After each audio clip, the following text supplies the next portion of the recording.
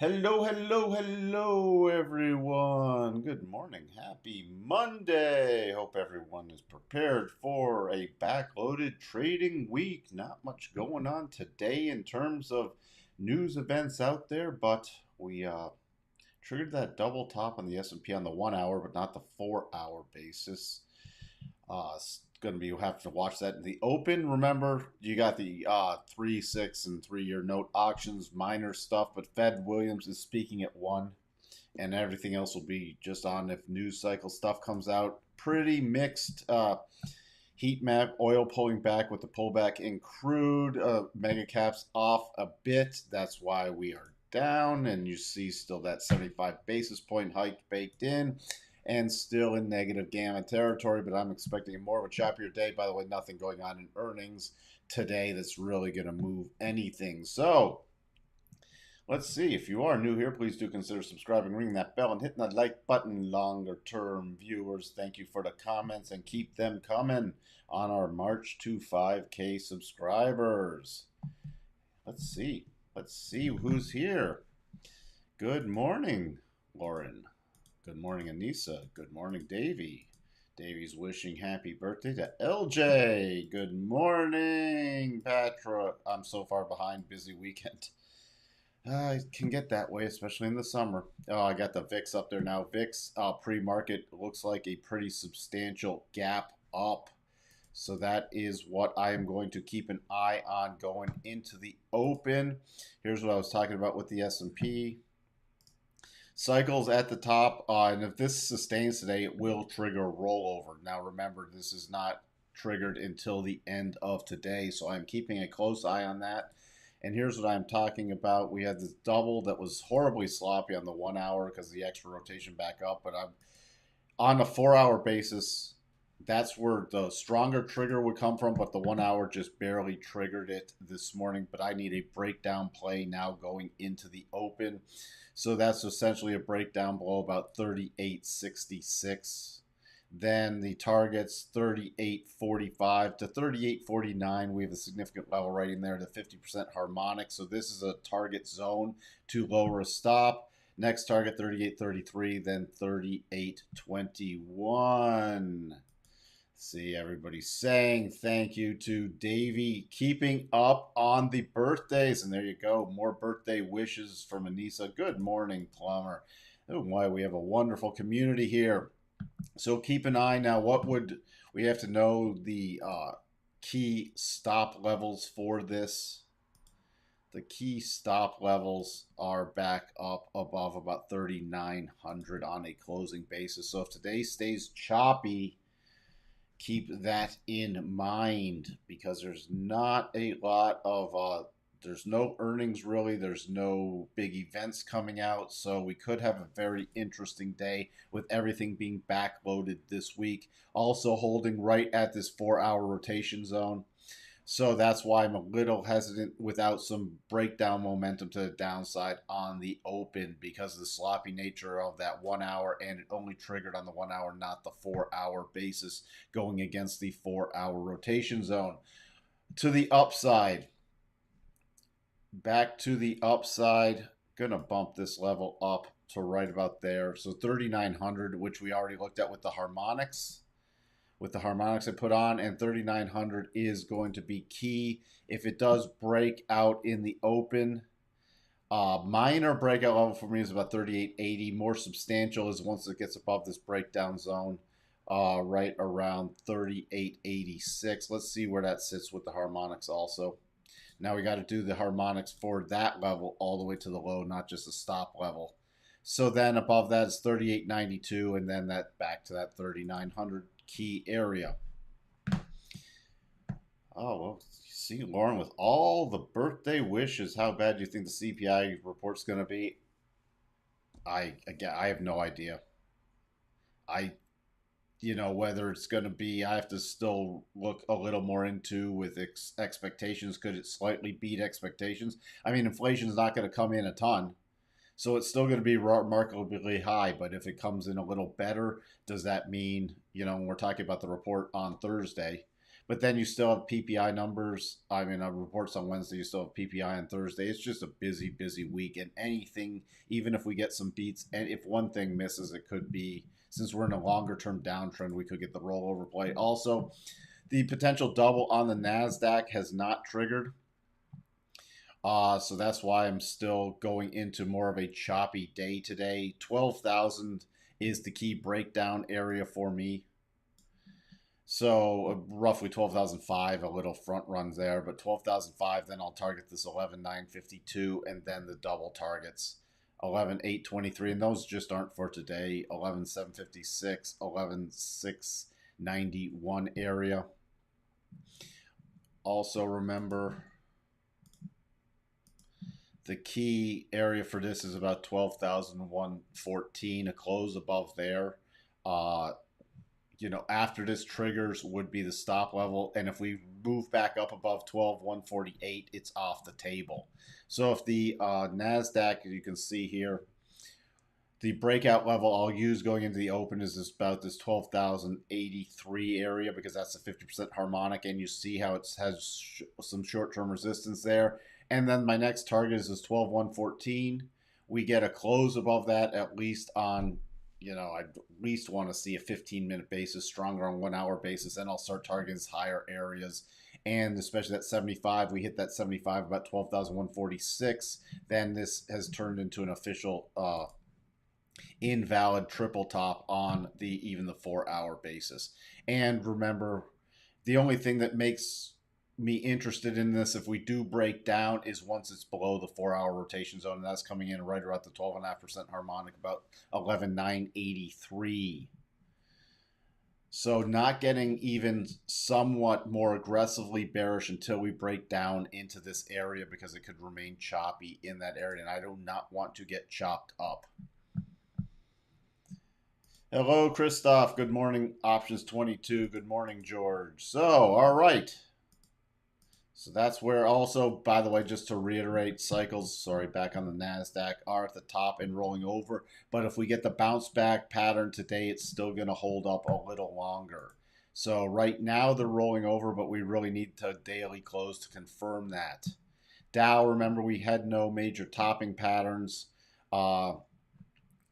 So this is the last thing I'm looking at right now. But about 3160 is the breakdown area, and then my next major target is back to about 30,800. Breakout area minor is about 31,200, but the major starts kicking in about 31,360. Again, that's not got great patterns. The Russell doesn't have any great patterns, so these are ones I'm sort of steering clear with. I'd rather stick with the stronger pattern setups. About 1752 breakdown area, major support would be 1739. Breakout area isn't back above 1772. The DAX again is a little corrective bounce back pattern. I'm not interested in looking for shorts until below 12,760 area, or breakout. Minor would be about 12,950, and then we really need to target about 13,000. If we get above there, then I'll target the other side of the daily rotation zone. Crude with the pullback play, but a little bounce back right now. I'm watching for, I need a 4 hour close below here. Not just this little 1 hour thing with this sloppy pattern on the 1 hour. I need a 4 hour close back below 101.51 to watch for the bigger pullback. And that's also why I'm taking the S&P double with a grain of salt too, and still, unless we see some rollover momentum, just checking what else there is. Notes, trying to get the rotation back up. I will get watching for the more substantial bottoming pattern right now if we start getting key closes back above about 118.18. Otherwise, I'll still watch for one more pushback or one more push down before getting a bigger bottoming pattern. So again, longer term, we're still watching for this inverse head and shoulders to set up, but being very, very patient with notes, not going to force anything, especially with daily cycles not yet at the bottom. So this could be a weak turn-up move, and then especially if the market snap back and rally, this could roll over and then get a stronger bottoming pattern down there. Dollar index, another major push higher. We had a potential topping bar. See here, catching still on the 4-hour rotation zone. So your key support area right now is about 106.68, pushing up higher.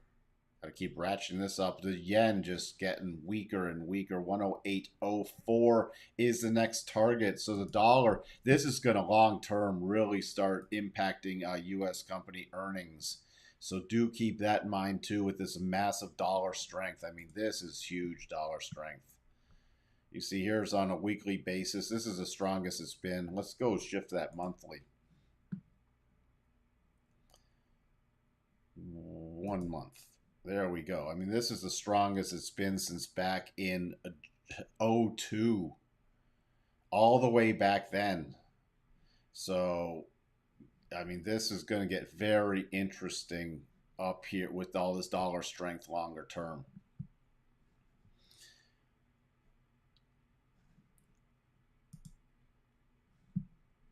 I already talked about the VIX.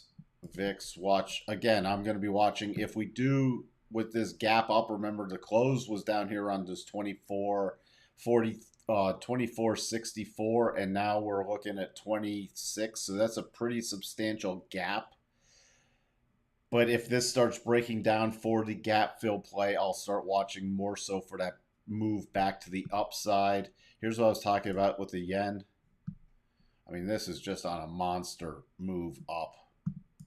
Look at this. I mean, this is getting insane. They're just the yen getting weaker and weaker to try to keep, you know, they've announced inflation's back to about 2%, but this could get very interesting if inflation starts running hard in Japan. And I think it will, and they're going to have to get to an interesting point with their JGB peg. 138.50 to a 138.76 is the next key area. What else do we want to look at? Hold on. I should just add that to my main watch list at this point. The euro. Again, I'm still expecting this to get back down to the parity area at some point. We still haven't put in a short-term bounce pattern yet. So there is no strong bottoming pattern just yet. Warnings on if we did get a snapback reversal with cycles at the bottom would be above about 101.80. Then I'd start watching for a better short-term bottom. Let's take a quick peek at Tesla. Surprise, not a little stronger gap up. Major support about 750, 752 for on the gap fill play. And remember, we're still against the weekly rotation zone, but we got all that Musk Twitter stuff going on.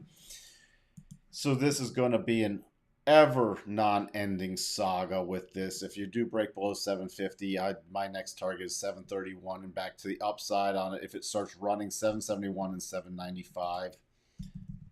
The Qs.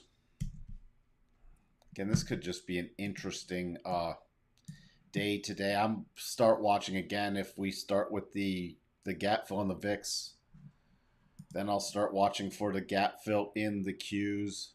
Again, no major topping pattern there. We don't have it in the Qs. We just have it in the futures. So the only way I get really bearish on that is we start breaking down that futures and trigger the double top. Other than that, your major support area on the Q is about 291.40 to 291. You break down below that, my target would be 288.90 to 289. So that's really key. There's not much to do to the upside. I mean, yeah, if this rolls over, you almost have a head and shoulders top on the Qs. Let me look at that with the Nasdaq, but you can see it on the Qs. But really, I'd need a real break below, not even this upward sloping shoulder against the rotation zone. I'd really need to get that breakdown below about 291.50 before we start getting into playing that topping pattern. Let me just check back here. This is a very poorly formed with the shoulder up here all the way. I'd have to measure it out specifically to see if it even qualifies. I'd rather still play this as the double because it's going to give me better targets. If we do roll up here, I can measure it out as still a potential head and shoulders if we get another push higher, and then we'll roll it into a head and shoulders play. But otherwise, for the time being, since we don't have a properly formed right-hand shoulder yet, I'm just going to leave the double in play.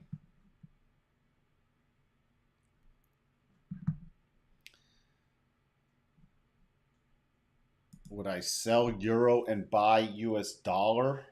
No, I'd play it one-sided, Anissa, because remember, in the dollar index, the euro makes up over 50% of it. So it's like I would not be trading you're betting it, you're putting too many things in one basket right there. And we don't have we're at cycles at the top on the dollar, cycles at the bottom on the euro. So I'd be waiting for a stronger bottoming pattern in the euro or a stronger topping pattern in the dollar. Would not be putting all my eggs in. So that's a double whammy basket. Yeah, nat gas, there was an explosion at the Oklahoma plant this weekend. So let's see if there's anything else I am looking at. Really, I covered stuff. Where's our heat index again? Anything really jumping out at me? Facebook down pretty. Facebook is getting hit sort of hard. There might be, if we get stronger, a couple gap plays in things. Let me just check that out. But this is one of those days, so with everything being backloaded this week, I am erring on the side of caution. Ooh, that's interesting.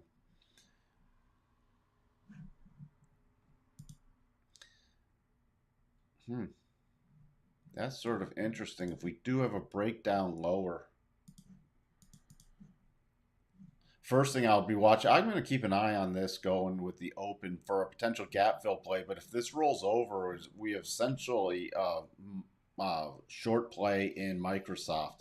It's very sloppy, but it is on that 4-hour basis pretty decent. Lower probability against the 4-hour rotation zone. The only really nice thing is you have it break into below the support ledge and into a clear path.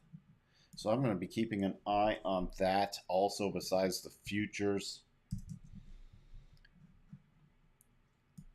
Let me take a look at Apple, see if there's any plays. I'll be looking at some of the mega caps for any plays, but Apple, there's nothing from the short side. And to the long side, it would only be a quick little pop play for a gap fill and then back above 147.50, but you're into this topping area, so there's not great setups there. Remember, Home Depot did trigger a double, so there, even for shorter term plays this week, there could be an upside bias with this, so do keep that on your radar screen if you're looking for shorter term plays. Any plays in Amazon?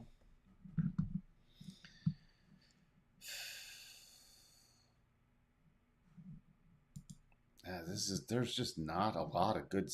There's just not a lot of great setups. Yeah, you got this double, but it's very slow. See, it's definitely tradable below 113.70. Initially, I'll just be watching for that little gap fill, but this would not. I'd probably go to Microsoft first because of this. All these support stops in here. Let me just see where that is against the 4-hour rotation zone, and it could easily cut down here. So that would, if you had to play it, that's the only thing. And to the upside, you still have major resistance over here. I'm not interested in the upside until it gets back above 117. There's just not a ton of great setups starting this week. Would not play. It's a complete new stock now. If you need to see, I'd rather find the better setups. I don't like to make trading tough. And it's already, the only pattern that was before was when this double triggered, and it's going to hit this. It's going to hit the full target today. So, and it's a story stock, and it's going to be based off of, the headlines and the reports that come out with the suit and the countersuit and everything else. So I'd steer clear of it. But your next target area, if you got to play, is about 34 20. And then if you break down there, I mean, that statistically also fills that 62.5% rule. But anywhere down here, is the next major target. And if you want your harmonics, see, I don't like to play stuff that's it's too dependent on, if Elon sends out another meme, if why make it difficult? But your next target is below or 33, and then I'd be watching for a return to this low area.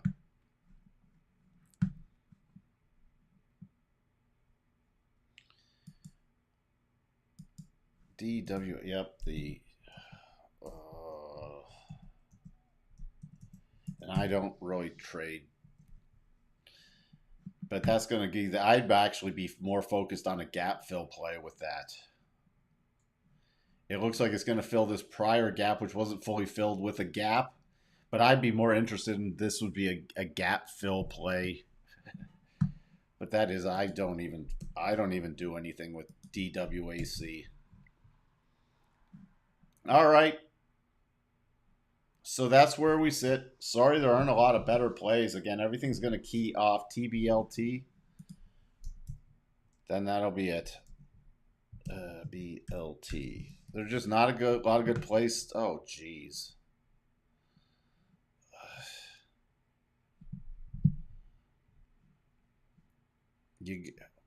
I mean, is there... Your key resistance is back at 304, so you got that gap up. Again, if you're playing this the upside, $3 to 305 is your key resistance. If you did pop above there, same levels as before, 350. I'd again be more interested, especially with what's going on this week, at some point to watch for a return with at least a partial gap fill. But those are your upside targets. That is, whew, just ugly. All right. Again, thank you for being here. Hopefully we'll get some better setups towards the end of the week. Don't get yourself chopped up if there's nothing going on. Some days it's better to sit on your hands and just take it easier. Remember, we also have summer trading, and we have the Fed speak this afternoon. I don't know what else they're going to say that they haven't said before. And we have news cycles. So just if you don't have anything to do and you can't find a good setup, don't throw money at the market that doesn't need to be there. Do something else. Enjoy the day. You are welcome, Connor. You are welcome, Sterling. Again, thank you for being here. I will be here after, this afternoon at the normal time. If something major happens, I'll jump on at lunch. I'm not expecting that. So I'll just plan on talking to everyone this afternoon. Have a great, safe trading day. Bye for now.